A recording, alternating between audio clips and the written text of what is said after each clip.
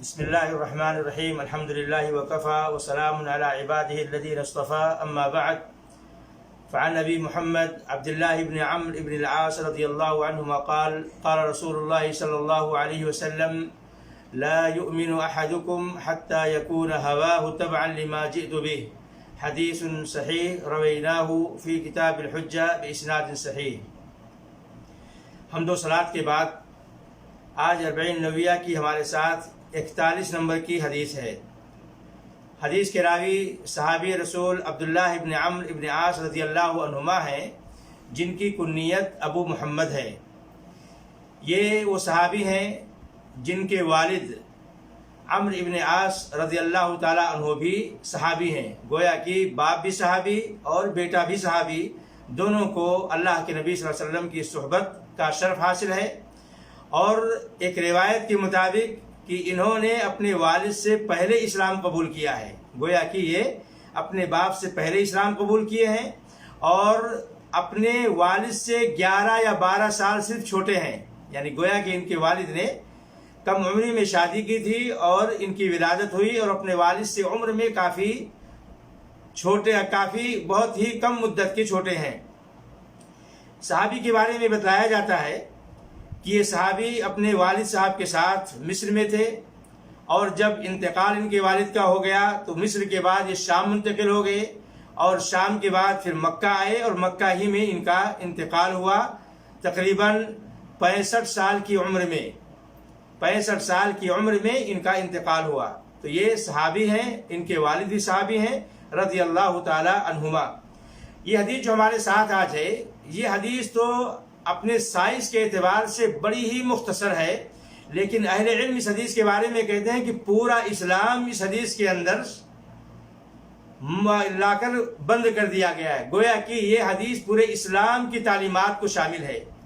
کیونکہ اس حدیث کے اندر یہ بتایا گیا ہے کہ جو انسان اپنی خواہش، اپنی محبت رسول اللہ صلی اللہ علیہ وسلم کی لائی ہوئی شریعت کے تابع کر دے وہ کامل مومن ہے، اور جو انسان اللہ کے نبی صلی اللہ علیہ وسلم کی لائی ہوئی شریعت سے مکمل اعراض کرے، پیٹ پھیرے، وہ کافر اور مشرک ہے، وہ مسلمان نہیں ہے۔ اس اعتبار سے یہ حدیث مکمل شریعت کی تعلیمات کو شامل ہے، اس لیے اہل علم کہتے ہیں کہ مکمل شریعت کو یہ حدیث شامل ہے۔ اس حدیث کے اندر اللہ کے نبی صلی اللہ علیہ وسلم نے کیا فرمایا؟ صحابی رسول عبداللہ ابن عمرو ابن عاص رضی اللہ تعالی عنہما کہتے ہیں کہ اللہ کے نبی نے فرمایا، تم میں سے کوئی اس وقت تک مومن نہیں ہو سکتا ہے جب تک کہ اس کی تمام خواہشات، تمام اس کی چاہتیں میری لائی ہوئی شریعت کے تابع نہ ہو جائیں، اس وقت تک کوئی مکمل ایمان والا نہیں ہو سکتا ہے۔ اس حدیث سے میرے بھائیو بہت ساری باتیں ہمیں پتہ چلتی ہیں۔ سب سے پہلی چیز کہ ایک مسلمان کو اپنے تمام اقوال اور اعمال کو پیش کرنے سے کہنے یا کرنے سے پہلے اپنے اقوال کو یا اپنے اعمال کو شریعت کے میزان پر رکھنا چاہیے، کتاب و سنت پر پیش کرنا چاہیے، اور ایک مسلمان کو ہمیشہ جستجو کرنی چاہیے، کوشش کرنی چاہیے کہ اس کا کوئی بھی کام شریعت کے خلاف نہ ہو۔ اس حدیث سے ہمیں یہ تعلیم ملتی ہے کہ ہمارا عمل لائی ہوئی شریعت کے مطابق ہوگا، تبھی اللہ کے ہاں قابل قبول ہوگا اور ہمارا ایمان مکمل ہوگا۔ اور اس حدیث کے اندر یہ بھی بتائی گئی ہے کہ اس سے ہمیں یہ سمجھ میں آتا ہے کہ شریعت کے اعتبار سے، شریعت کے حوالے سے ہمارے سماج کے اندر بہت قسم کے لوگ ہیں۔ تو جو انسان مکمل طور سے شریعت سے اعراض کرتا ہے، بیزاری کا اظہار کرتا ہے، اس سے نفرت کرتا ہے، تو وہ کافر ہے۔ اور جو انسان دل سے تو بیزار ہے، نفرت کر رہا ہے، لیکن ظاہر میں وہ اسلام کی شریعت کی اتباع، تعلیمات کی اتباع بھی کرتا ہے، تو وہ منافق ہے۔ اور بعض لوگ ایسے ہیں جو شریعت سے محبت کرتے ہیں، اتباع کا جذبہ بھی رکھتے ہیں، لیکن کوتاہی ہو جاتی ہے، غفلت ہو جاتی ہے، اور اسلام کی تعلیمات کی خلاف ورزی بھی اپنے عمل سے کر جاتے ہیں۔ تو ایسے لوگ فاسق ہیں، یعنی مومن تو ہیں لیکن یہ اپنے گناہ کی وجہ سے فاسق ہو جاتے ہیں۔ اس حدیث کے اندر جو ہماری خواہشات ہیں، جو شریعت کے موافق نہ ہوں ان کی مذمت کی گئی ہے اور ان سے ہمیں بچنے کی تعلیم دی گئی ہے، اور یہ بتایا گیا ہے کہ انسان سے جو بھی خرافات، جو بھی بدعت اور جو بھی اللہ کی معصیت و نافرمانی سرزد ہوتی ہے وہ انسان کی اپنی خواہش کو کتاب و سنت کی تعلیمات پر مقدم کرنے کی وجہ سے ہوتی ہے۔ کوئی بھی چیز انسان اپنی شہوت کو، اپنی خواہش کو اور چاہت کو اور منمانی چیز کو جب مقدم کرتا ہے تبھی بدعت جنم لیتی ہے، خرافات سماج میں ہوتے ہیں اور اللہ کی نافرمانیاں جنم لیتی ہیں۔ تو اس حدیث سے ہمیں یہ ساری باتیں پتہ چلی، اور یہ بھی پتہ چلتا ہے کہ ایک مسلمان کو اس کے ایمان کا تقاضا یہ ہے کہ وہ اللہ کے نبی صلی اللہ علیہ وسلم کی سنت کی تائید کرے، کیونکہ سنت سے محبت کرنا، سنت کے مطابق زندگی کو گزارنا، اس کی تائید کرنا، اس کی نشر و اشاعت کرنا، یہ ہمارے ایمان کی پہچان ہے۔ اور اس حدیث کے اندر مکمل ایمان کی نفی نہیں کی گئی ہے کہ لا یؤمن احدکم، تم میں سے کوئی مومن رہ ہی نہیں جائے گا،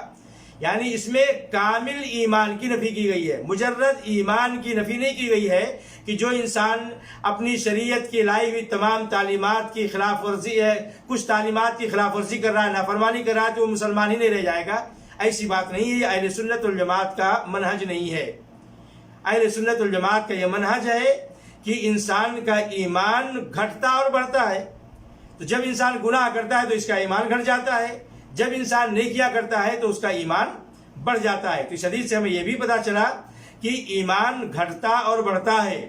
اور ہمارے ایمان کا یہ تقاضا ہے، محبت رسول کا تقاضا ہے کہ ہم اللہ کے نبی صلی اللہ علیہ وسلم کی سنت کی نشر و اشاعت کریں، اس سے محبت کریں،